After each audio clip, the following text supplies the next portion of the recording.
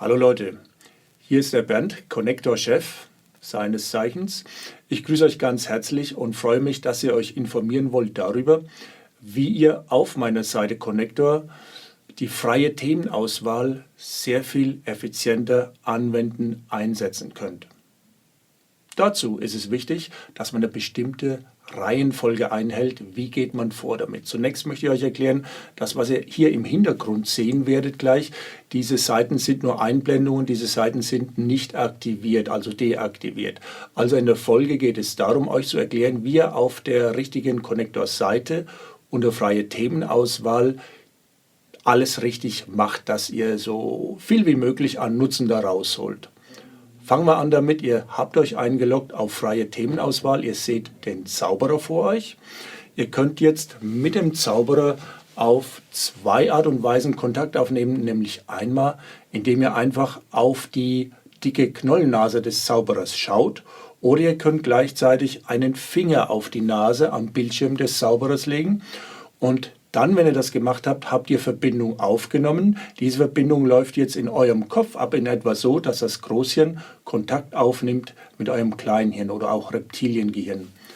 Ab diesem Moment geht ihr dann folgendermaßen vor, nämlich dass ihr die Zielperson, mit der ihr arbeiten wollt, das könnt ihr selbst sein, dann nennt ihr natürlich euren eigenen Namen, den gesamten Namen dann bitte schon, den Vor- und Zunamen. Ich nehme mich als Beispiel, ich drücke jetzt auf die Knollennase des Zauberers und nenne dann leise oder laut meinen Vor- und Zunamen, sage dann Bernd Laudenbach. Im nächsten Moment dann, gleich im gleichen Atemzug dann, nenne ich dann das Beispiel, was ich denn da machen möchte. Beispielsweise jetzt heute haben wir einen ganz frischen, akuten Schnupfen. Das würde dann insgesamt heißen, Finger auf die Nase, Bernd Laudenbach aussprechen, weil ich bin meine eigene Zielperson und dann gebe ich im gleichen Atemzug ein, Ursache Schnupfen. So können wir vorgehen. Wir warten dann etwaige Reaktionen ab. Die Reaktionen, die können vielfältig sein. Es kann sofortiger Schnupfen, es kann sofortiges Niesen auftreten durch den Schnupfen. Es kann sein, dass die Nase kribbelt. Es kann sein, dass die Ohren vielleicht wehtun. Jedwede Reaktionen, die ihr verspürt, ob das nun Wärme ist oder Kälte ist, Niesen, was ich schon angesprochen habe, Wärme, Kälte, Kribbeln, Schwindel, Übelkeit, Schmerz mehr, Schmerz weniger, Müdigkeit, Gähnen kommt sehr häufig vor, wartet alle diese Reaktionen ab. Diese Reaktionen, die können in etwa eine halbe Minute lang nur sein, sie können 5 bis 10 bis 15 Minuten lang sein.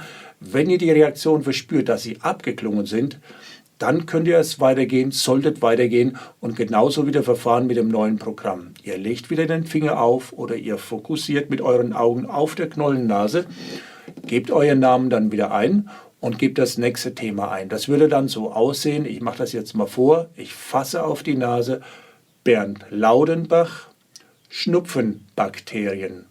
Ich nehme den Finger wieder weg und warte ab, setze mich zurück, lass mich durch nichts ablenken, kein Radio, kein Fernseher, keine anderen Personen, pass auf, was spüre ich denn? Was ihr auch noch machen könntet, was ich immer mache, was ich auch anderen Leuten immer empfehle, ist, dass ihr ein Protokoll führt. Was habt ihr denn für Themen eingegeben und welche Reaktionen kommen dabei raus? Ihr könnt also ruhig Stift nehmen und euch dabei aufschreiben, was ihr denn da alles spürt dabei. Wenn jetzt bei dem nächsten Thema beispielsweise die Nase kribbelt oder es kommt zum Niesen, dann beginnt euer Unterbewusstsein durch diese Selbstheilungskräfte diese Mikroben anzugehen, abzutöten, je nachdem, was dabei passiert. Auch hierbei wieder oberstes Gebot, abwarten. Was spüre ich? Vielleicht notieren. Ich empfehle euch von Anfang an, das so zu machen, zu notieren, was ihr alles spürt. Wenn das gespürte Thema dann wieder deutlich abgeklungen ist, dann weitergehen. Nächstes Thema. Jetzt habt ihr vielleicht als Beispiel die Möglichkeit, ihr kennt irgendwelche Kräutermittel oder andere Dinge, die normalerweise eingenommen werden, um gegen Schnupfen vorzugehen. Dann würde das auch wiederum so aussehen. Das wird euch erstaunen, aber es ist möglich und es funktioniert, das ist wichtig. Ich drücke wieder auf die Nase oder ich schaue mit beiden Augen auf die Nase des Zauberers. Ich nenne meinen Namen, ich mache das jetzt im Fluss, am ganzen Stück. Rauffassen, Bernd Laudenbach. Heilkräuter, spezielle Heilkräuter gegen Schnupfenerkrankungen. Wegnehmen, abwarten. Jetzt warte ich wieder ab. Es müssen nicht immer unbedingt die gleichen Reaktionen hervortreten. Es ist ganz speziell, so wie ihr also die Themen eingebt und diese Themen Nutzen finden in euch, wenn sie also notwendig sind, könnte man sagen. Dementsprechend sind diese Reaktionen. Also die Reaktionen können vielfältig sein. Oftmals werdet ihr auch merken, dass mehrere völlig unterschiedliche Themen im gleichen Körperbereich spürbar sind. Das sind dann wieder solche Bereiche, wo wir meinetwegen chronische Erkrankungen haben könnten und wir müssen es nur noch genauer analysieren. Was ich noch erklären möchte, was ganz, ganz wichtig für euch ist, dass ihr Connector auch unterwegs einsetzen könnt. Wenn ihr euren Finger nehmt, fasst dem Connector Zauberer, dem Zentoo, auf die Nase rauf, habt ihr die Möglichkeit, mit der anderen Hand euch eigene Zettel zu nehmen und diese Zettel zu beschriften. Die Finger bleiben jetzt auf Connector Nase rauf, auf Zentoo Nase. Schreibt euch einen Zettel, meinetwegen Heilkräuter gegen Schnupfen.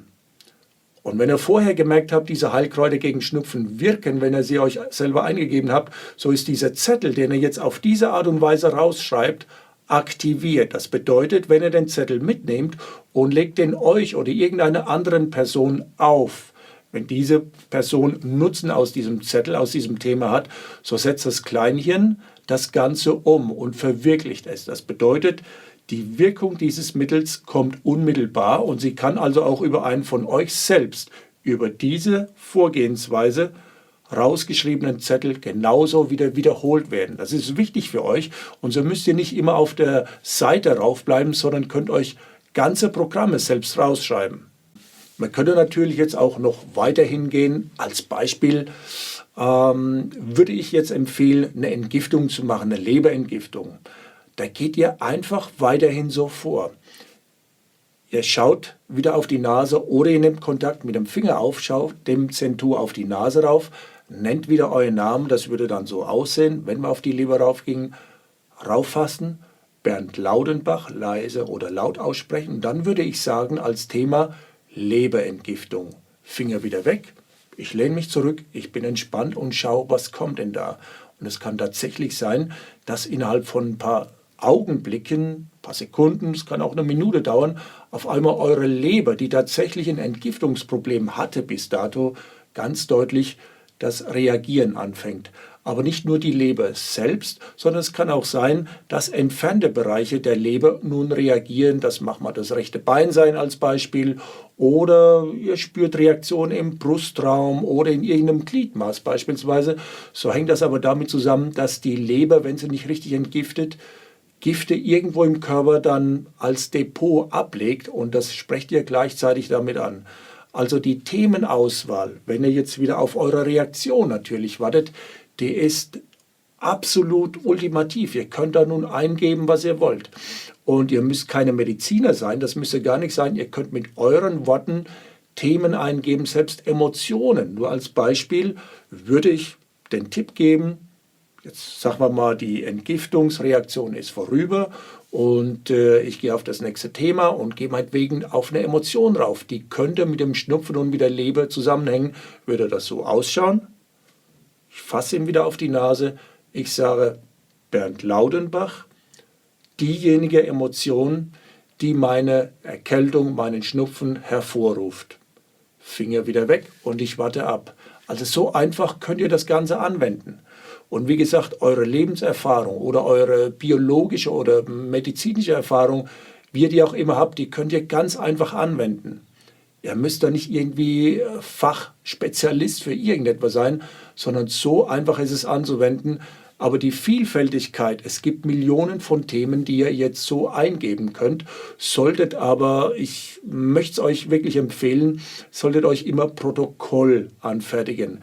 Nämlich wenn das Ganze, so wie es nun mal dargestellt ist, funktioniert, solltet ihr Themen, die ihr beim ersten Mal deutlich gespürt habt, am nächsten Tag wieder wiederholen. Und ihr werdet auffallend bemerken, wenn ihr das am nächsten Tag wiederholt, ist die Reaktion bei der gleichen Themenauswahl, wenn ihr genauso wieder fortfahrt, das weiter anzuwenden, ist die Reaktion, die vorher, habt ihr euch ja aufgeschrieben, was ihr alles gespürt habt, wird die deutlich geringer sein. Und auch die Zeit, wo reagiert wird im Körper, wird deutlich geringer sein, weil am Tag vorher oder beim ersten Mal immer, kann ich jetzt von der Erfahrung sagen, die Thematik zu in etwa 50 bis 80% insgesamt schon und verarbeitet wird. Das bedeutet, ihr habt beim zweiten Mal, beim dritten Mal, beim vierten Mal deutlich weniger bis schon gar keine Reaktion mehr. Das bedeutet nicht, dass das System nicht funktioniert.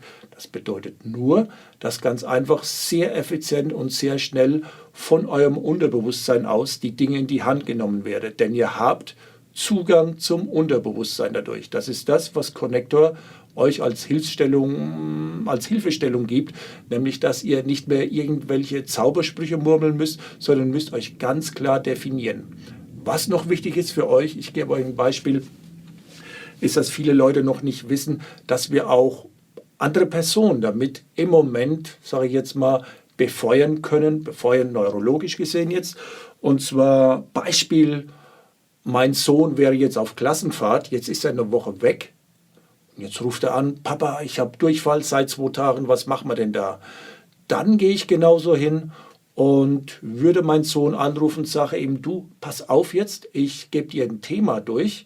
Thema durch heißt, ich gehe auf Connector rauf, wie bisher auch, auf freie Themenauswahl raufgehen, Finger raufhalten, nenne den Namen meines Sohnes, Vor- und Zunahme und dann gebe ich einfach im weiteren Satzverlauf ein, Ursache, Durchfall. So, ich höre dann auf, mein Sohn, immer sein Handy dabei natürlich, der wird mich dann nach 2, 3, 5 oder 10 Minuten anrufen, sagt, Papa, ich habe das und das gespürt. Ich frage ihn dann noch, und spürst du noch was? Wenn er sagt, nein, dann kann ich weitergehen mit dem nächsten Thema. Das nächste Thema würde lauten, meinetwegen, diejenigen Krankheitserreger, die meine Durchfälle ausgelöst haben. In einem schlimmen Fall wären das jetzt Salmonellen. Aber ihr werdet es nicht glauben, aber wir haben Möglichkeit darüber, gegen diese Salmonellen sehr effizient, sehr schnell vorzugehen. Also einfach nur als Beispiel den Namen des Erregers nennen oder man kann auch sagen, wenn wir nicht den Namen des Erregers kennen oder definieren können, diejenigen Erreger, die den Durchfall auslösen, wenn ich natürlich vorher wieder den Namen genannt habe. Das bedeutet, ihr habt jetzt verstanden, dass ihr nicht nur an euch, sondern an einer anderen Person, die ihr informieren solltet, dass ihr mit ihr arbeitet, an die könnt ihr herangehen. Wenn ihr sie nicht informiert, ist das System so aufgebaut, dass diese Person auch nicht mit dieser Methode, sage ich jetzt mal, befeuert werden kann. Also immer die Leute informieren, dass sie wissen, dass es soweit ist, dass sie da jetzt Programme von euch bekommen. Wo die Person sich aufhält, ist für euch völlig uninteressant. Wenn ihr den Namen der Person aussprecht, die kann jetzt 500 Meter, sie kann 5000 Kilometer weit entfernt sein, noch bevor ihr den Namen richtig ausgesprochen habt, hat eure Hypophyse den Standort der Hypophyse der Empfängerperson schon längst gefunden und wartet dann nur noch auf das Programm, das ihr dann aussprecht, beispielsweise Abtöten der Durchfallerreger. So einfach ist es zu verstehen. Es ist wirklich einfach in der Anwendung, aber es gibt jetzt für den Anwender eine Vielzahl an möglichen Programmen. Und es ist durch nichts eingeschränkt, als nur durch das, was ihr noch nicht wisst, was damit machbar ist. Aber ihr könntet auf Emotionen raufgehen, auf alles Mögliche. Es ist einfach so, dass es ein gigantisch großer Einsatzbereich gibt. Ob das jetzt eine Blutung ist, die wir gerade stillen wollen, weil sich das Kind jetzt in den Finger geschnitten hat, dann würde ich einfach eingeben, Vorgehensweise ist bekannt, Finger auf die Knollennase, das Kind XY aussprechen vom Namen her, sofortige Blutungsstillung. Natürlich empfehle ich dazu auch noch, dass ein Verband angelegt wird und all diese Dinge. Wir wollen ja nicht irgendwo abheben, aber wir haben die Möglichkeit, von innen heraus solche Mechanismen, Krankheiten, Probleme, Symptome extrem schnell und sehr effizient zu unterstützen. Natürlich immer mit dem Zusatz, dass wir die ganz normale Medizin alles mit einbinden. Das ist ja mal ganz klar. Okay Leute, ich wünsche euch wirklich viel Spaß mit dieser Anregung und ihr werdet sehen, da tut sich eine ganz neue Welt für euch auf. Zieht's durch, macht's, ich höre gern von euch.